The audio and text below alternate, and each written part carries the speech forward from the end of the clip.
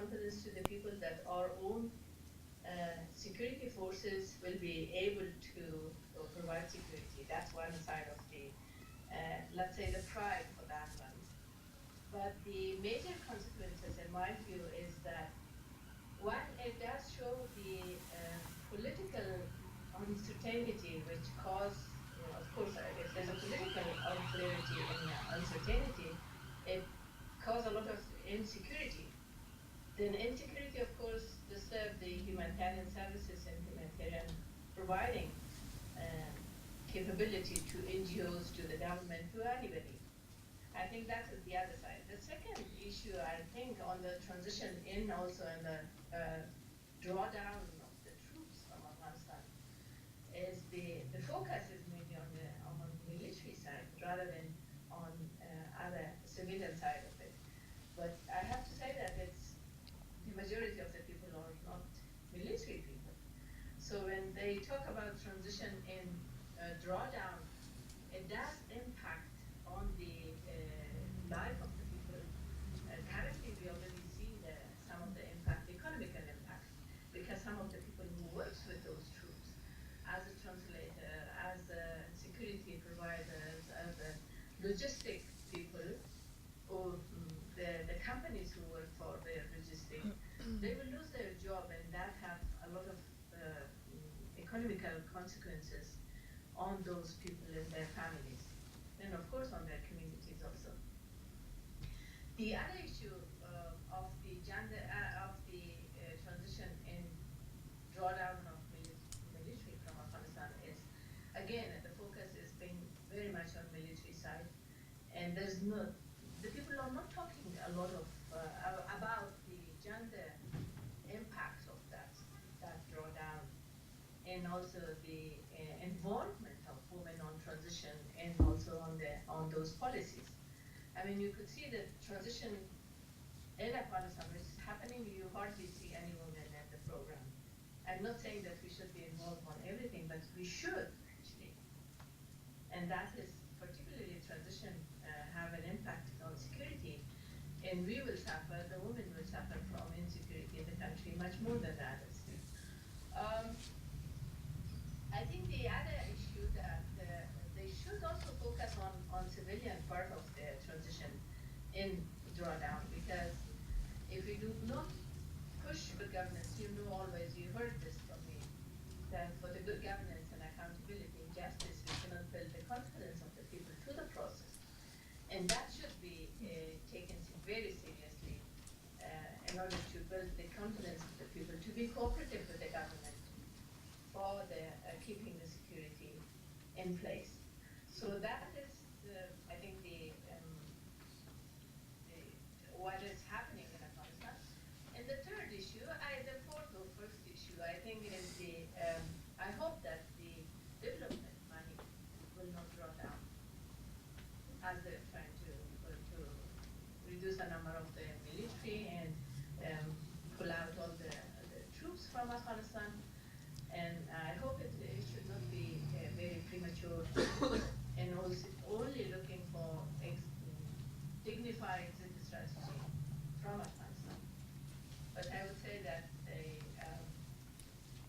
the people in Afghanistan really appreciate the support of the international community and the loss of the people who fought for security and protection of human rights in Afghanistan.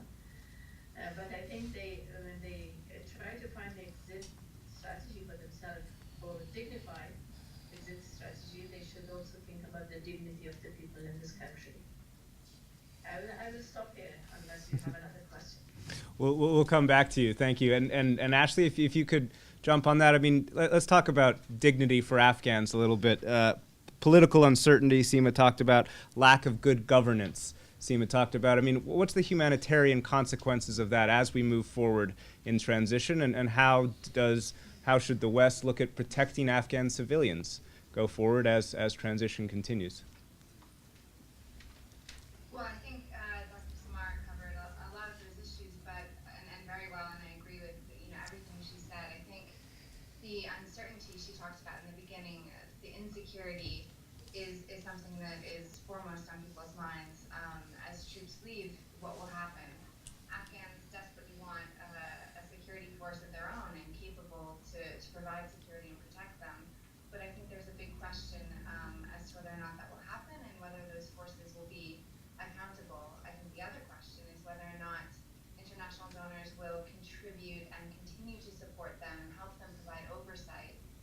same degree, to a sufficient degree, once their international forces are out.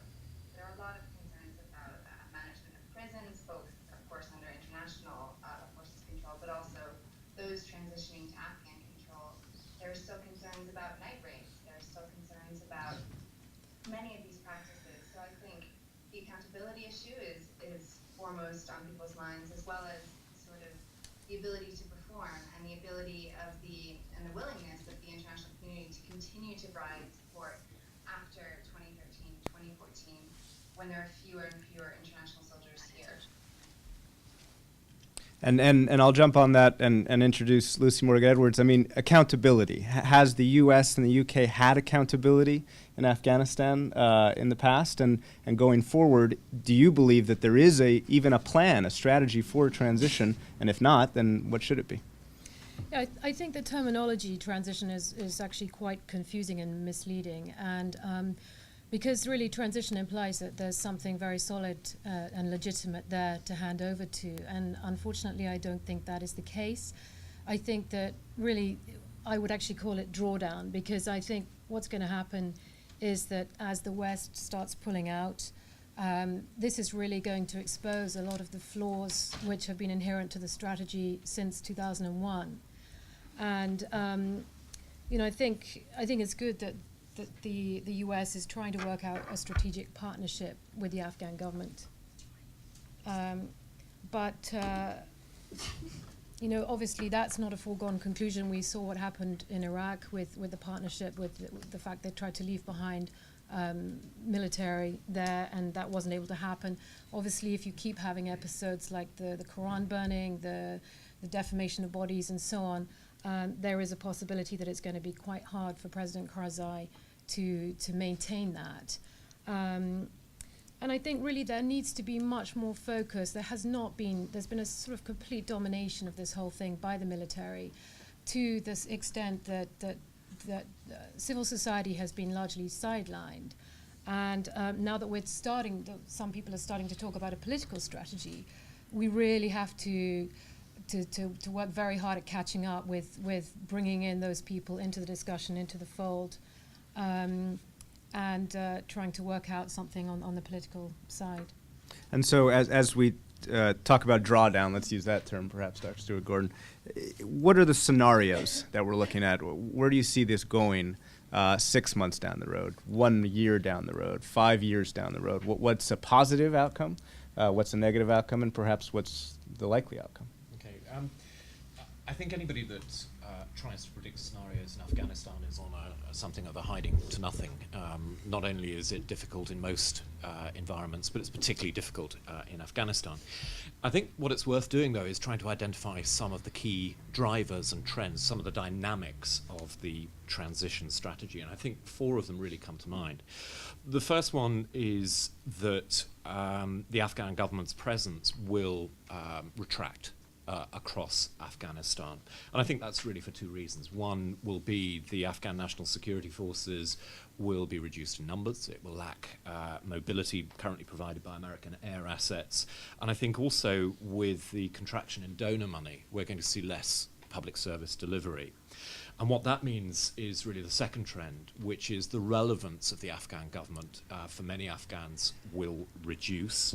The scope for corruption, exploitation, patronage, and predation by some of the Afghan government staff and particularly the Afghan National Police will almost certainly increase.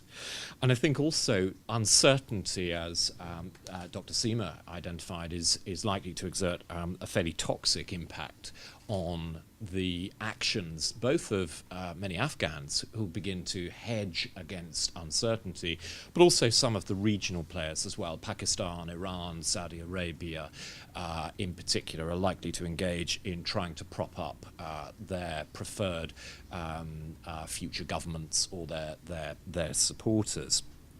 And I think also at this point, we're likely to see the leverage that the international community has beginning to dry up. Now is the time to act in order to create an environment for some form of political settlement.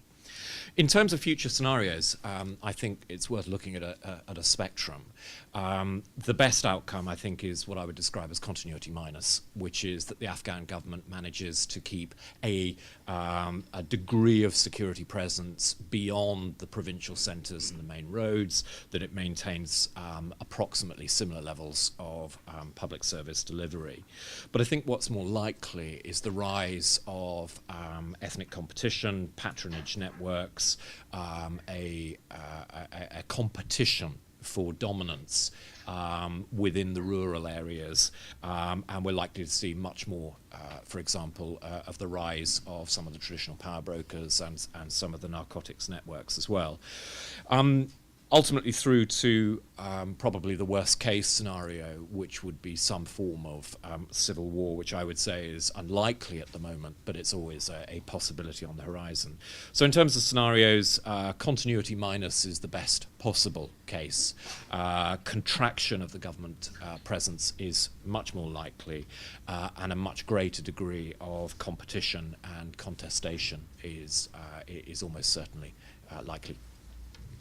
And Dr. Sima, if I could go back to you then, given that scenario and the slightly negative scenarios that I think a lot of people in this room and elsewhere might have for the next few years, as the government retracts or certainly loses influence in the more rural areas, as perhaps power brokers increase in their influence, what's the effect on the Afghans? And is there even a way to think of this in a countrywide term? Should we be thinking of this, the effect of Kandaharis and the effect of people in Helmand, the effect of people in Kunar, as being very distinct? Well, I think that, you know that I'm a very optimistic person.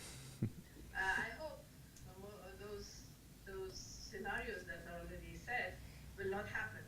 But there's no doubt we have to be prepared for that.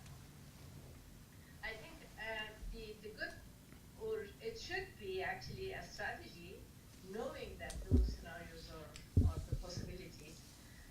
We should have a strategy in order to at least reduce the damage by those scenarios if it happens. Hopefully it will not happen, but in case if it happens. So that's why I'm saying that the reduction of the troops should be gradual, and I think it should be increased to the development money. If not, at least it should be keeping the same level. Because as he said that, yes, we do have, imagine the number of the national Afghan police and the number of the national Afghan army is not finalized yet. Hopefully it will finalize in the next week, but it's not yet. The number is not fixed, so the people are not very clear what to think and how many people we would have on the security forces, how many will be in the army, how many will be in the police, and what we will do with the so-called local police initiative or the militias that we have. So I think that those things should be clear and should be transparent for the people, because the people then know what to do. And most probably when there's lack of security and lack of a lot of support to the Afghan government, the power brokers, the warlords will try to gain their power back. And some of the people already began to do that. So we see some of the signs around the country.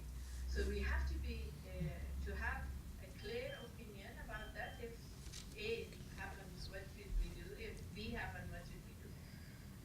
I think the other issue is that they really have to focus on building the Afghan capacity, the Afghan people's capacity, with accountability, of course. Because we might build the capacity, and then if there's a political uncertainty, the people doesn't want to stay in the country. We already see the students who've gone for a master degree somewhere, and recent here, they're not coming back. So that should not be continued. I think the strategy should be multiple, with multiple dimension in longer term strategy, and should be transparent for the people.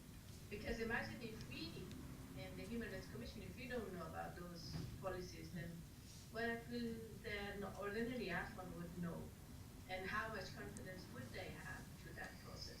So I hope that our international community partners would not commit the same mistakes as they did in the previous years, and particularly in 9. Stuart wants to jump in. Sorry if you thought I was cutting off. Stuart wants to jump in here. Okay, I think Dr. Sima is absolutely right. There is, I think, a real concern that the numbers of the Afghan National Security Forces have not been defined yet, but there are rumours that they are going to be reduced significantly because of the donor unwillingness to support the kind of numbers that are currently predicted.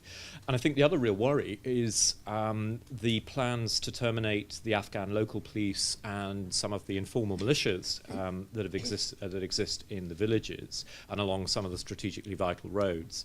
And I think the real concern is that without adequate security, it contracts the political space in which Afghan civil society can operate. And I think there is a very powerful constituency that wants to keep hold of some of the gains in terms of education, school provision, medical provision that have taken place. And without creating a political space for that form of civil society, you open yourself up to much more toxic influences. And really that's what I think should concern us. It's that by creating a space for malign actors and for warlords to re-emerge, even some of the new warlords, you make it very difficult for both civil society and the humanitarian community to operate. They become enmeshed in patronage politics, the rent-seeking behaviour of the new elites, and it makes humanitarian space very difficult to open and to maintain, and it complicates the whole humanitarian project. And I'll go over to Lucy on that. Have we made those mistakes in the past, we being the West, and do you feel like we're making them again? And what will be the impact on humanitarian space if the warlords or if local actors, perhaps is probably a better way to describe them, increase influence as this drawdown increases? Yeah, I think what we have to be very clear about, and I'm sometimes told off for actually talking about what happened back in 2001 and told that we have to just look to the future. But I think we have to be very clear that this didn't just fail because we went to Iraq and there was a lack of resources. This has failed because of the strategy that we chose to follow after 9/11, which was a militarized strategy which co-opted many of these strongmen who had been in exile. And we're now left with the legacy of that, which is this crisis of impunity, which is the narco-trafficking, the illicit activities, the corruption, and so on. And particularly as these guys were legitimized effectively politically and militarily, but politically as I witnessed at the Lawyer Jirga in 2002, which Sima was also present at. I think that is where we have a legacy of that we have to be very clear that this was a policy that we put in place. And I think that the idea that I slightly disagree with Stuart on the Afghan military police and the militias, because I think that the fact that we've had to create these structures is really just a continuation of a strategy that we followed, and that this will be very problematic. I mean, I think it's good that they're winding down these militias because there's too much guns and arms in the Afghan countryside. And what I wrote about in my book, The Afghan Solution, was very much more about the type of internal political settlement accord that was reached through Afghan civil society, through traditional structures that were not necessarily those that the West can identify with in terms of sort of democratic. I do have a bit of a bone. I think part of our problem is that we look at Afghanistan through the lens of the urban elite in Kabul, and we fail to understand that there's still a very agrarian, rural, and tribalized country, and particularly in the south and the east, which is where we're trying to stabilize the situation. And so I think, when we talk about Afghan civil society, we also need to attempt to understand the complexity of those more traditional structures and not always just to conflate them with warlordism, strongmen, and so on. And in that respect, I think we have created problems where we have tried to program money much too quickly into those rural areas, whether that's through SERP's funding of PRTs, or even the National Solidarity Program to an extent. When I worked on this prior to 9/11, there was much less money floating around, and it was much easier to attract people who were not just there sort of rent-seeking and looking for patronage, and maybe had a better role to play in the society, therefore. And Ashley, we've talked a lot about the need to keep focusing on development, to keep focusing on humanitarian aspect. One often cited statistic in the States is that the military spends in 6 weeks what USAID, the U.S. Agency of International Development, gets to spend in Afghanistan in 10 years. What is the commitment to humanitarian money going forward, do you think, in Afghanistan? And will there be one in 1, 2, 3 years when we see troops leave? I think it's very unclear. As we talked about before, no one knows what's going to happen. It's very easy to sort of speculate what the outcomes might be, but it misses the bigger picture of what can be done now to secure some of the gains made over the past 10 years, and even perhaps ambitiously hope for greater progress in areas like healthcare and education. Certainly there's a lot of skepticism. I think you've seen the erosion of security and the impact on access to schooling and access to healthcare, especially over the past year, 2 years, really affect some of these things and create skepticism on the part of donors. For example, for this year, it's the first time in many years where polio has actually risen in Afghanistan. So you're already beginning to see these enormous gains erode. And it does require significant investment in the future to secure those. As Lucy pointed out, over the past 10 years, there's been an enormous amount of money, and not a lot of it spent efficiently. So I think it's really a matter of encouraging and persuading donors to continue to invest in things like access to education, like the basic package of health services, which has expanded healthcare enormously throughout the country, and things that actually work, that are driven by Afghans. The outlook is not terribly optimistic. The World Bank recently released a report speculating that 90% of the aid, which makes up 71% of Afghanistan's GDP, will disappear by 2018. So a lot of this money is simply going to disappear. One critical moment this summer will be Tokyo. There's a huge summit of donors, sort of the counterpoint to this NATO summit in Chicago, to look at commitments over the next few years in terms of development and humanitarian. But right now, it's incredibly unclear. And Dr. Sima, I'll just go back to my first question and jump on what Ashley just said. Do Afghans who you speak to, whether it's urban or rural, do they feel that their lives have improved, that they have made humanitarian gains in the last few years? And are they worried that as drawdown continues, as transition goes forward, those gains could be lost? There's no doubt that the life improved in every part of the country. All this money which came to Afghanistan had an impact on the people's life. I mean, if you remember the first year that we came in 2002, the poverty level in Kabul was quite a lot. I mean, it was, for me, I was shocked when I saw the people in West Pakistan, which used to be a very rich area in which people were living there. When I saw the children walking barefoot in West Pakistan, I was shocked. As an Afghan, being in Afghanistan, and doing the work in Afghanistan, and very rural and remote and poor areas. It had an impact, there's no doubt on that. But I think that we need to do much more in order to keep I'm pushing for building confidence among the public and the government in Afghanistan. In order to keep the people's confidence on the government and the ability of the government to provide protection to them, is to keep those basic social services alive. And I think the other important part is the labor-intensive projects should be continued in the country, including the road construction. I mean, I keep saying this, that the road construction, we were insisting because of course, accessibility, and it facilitates a lot of things, providing humanitarian services and basic social services, but we were insisting that it will have a lot of labor attraction. machineries. And that is not very helpful. I insisted that if we want to invest on road construction, it should be more on labor-intensive opinion rather than only using machine and build it quickly and then destroy it quickly, because the people will not feel the ownership to protect the roads. So that is something that nobody listened to us actually, because all of the donors wanted to do something, some quick fix project, and those quick fixes gone during this winter, for example.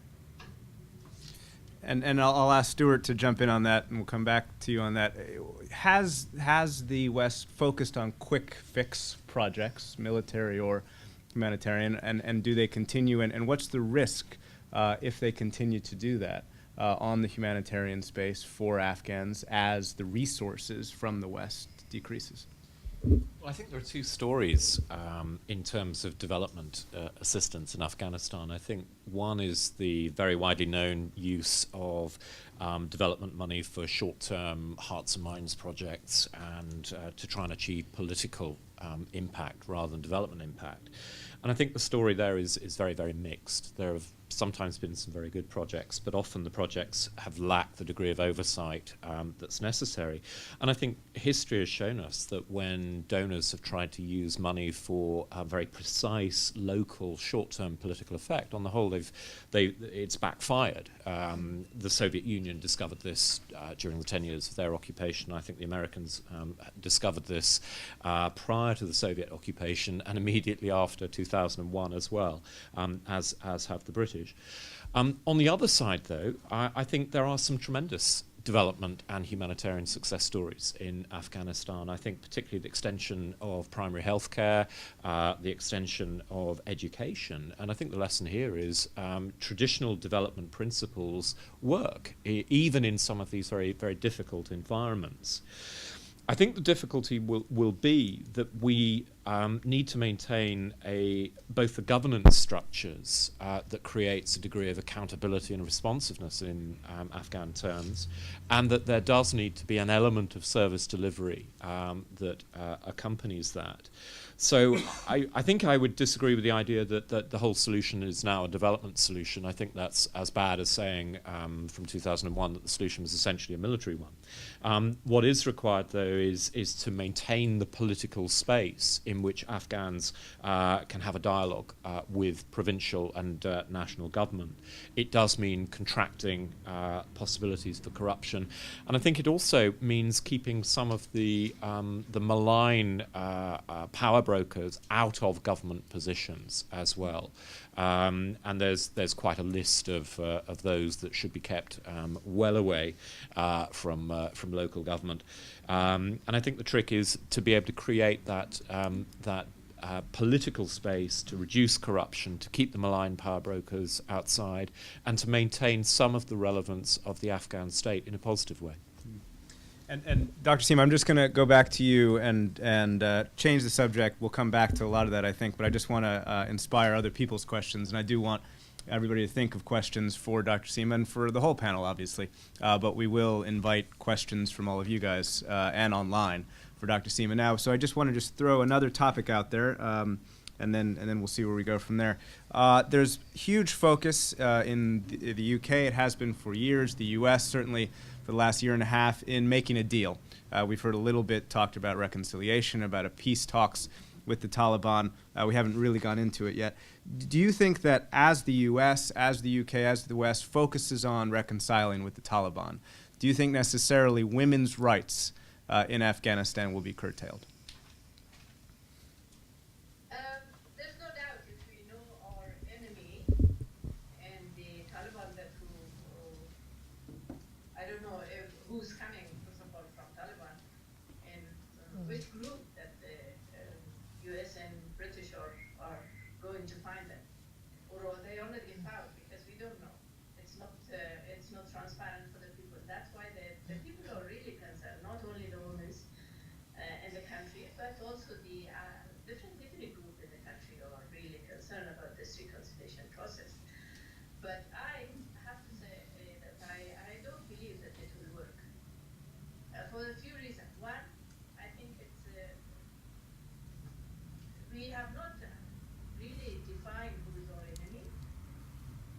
which one we are looking for, and they are not united.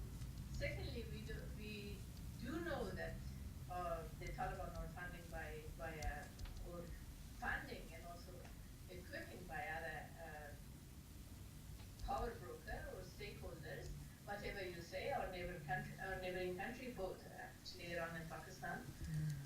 And also, with which kind of mechanism we are going for this reconciliation. It's a negative competition between the Afghan government and international community to find somebody and to treat them as Taliban. So we bring some shopkeepers, we give some money, and then after 2 years we realize that it's a shopkeeper. So there's another one, Tayyip Agha. I don't know these days, there's a lot of talk that Tayyip Agha got how much money and then he did not share with someone, and it will cause a lot of another faction maybe within Taliban. So I think there are a few issues that it is really necessary for political negotiation or reconciliation. One, I think it does require a strong political will, first of all. Secondly, I think it does require large support within the public, within the community and population in Afghanistan. Thirdly, I think that the mechanism of negotiation should be clear and transparent for the people in order to build their confidence on the process. We don't know because everybody, 2 days ago, another member of the High Peace Council was killed here in Kabul, not far from our office. But I think our concern is that we just talk about too much about this talk, the one talk, but I don't know if it's happened. It does require a united approach by the international community and Afghan government, in my view. Secondly, it does require a lot of support by the public.